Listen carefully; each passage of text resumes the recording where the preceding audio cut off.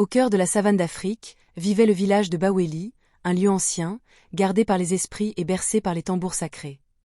Aminata, la fille du chef, avait hérité de la sagesse de sa mère. Dans chaque plante, elle entendait le murmure des anciens. Mais une nuit, les tambours sacrés résonnèrent, sans que personne ne les touche. Les esprits se réveillaient. Un fétiche en feu fut trouvé au pied de l'arbre des ancêtres. Les anciens murmuraient, quelqu'un avait brisé l'équilibre.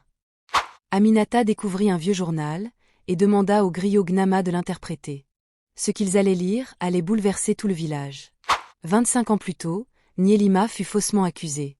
Avant de quitter Baweli, elle jura que la vérité parlerait un jour par la bouche d'un innocent. Aminata affronta son père. Le silence dura, puis la vérité jaillit, déchirant des années d'oubli et de peur.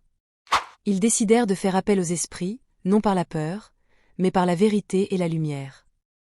Et dans la brume, Nielima apparut.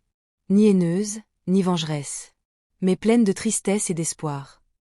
Togbé demanda pardon. Et tout le village reconnut enfin la blessure cachée sous les années de silence. Ce jour-là, la pluie revint. Les champs respirèrent. Le village savait que les tambours s'étaient tus, enfin en paix. Avec le temps, Aminata devint la voix de Baweli. Elle bâtit un pont entre les traditions et la justice. Chaque année, une danse célèbre la mémoire, non pour craindre les ancêtres, mais pour marcher à leur côté.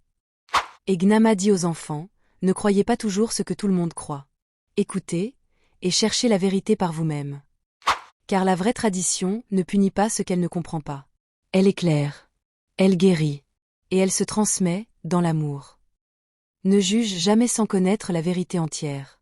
Les traditions sont des racines précieuses, mais elles doivent s'unir à la justice, à l'écoute et à la compassion pour porter du fruit. Ce n'est pas la peur qui honore les ancêtres, mais la lumière de la vérité, transmise avec amour.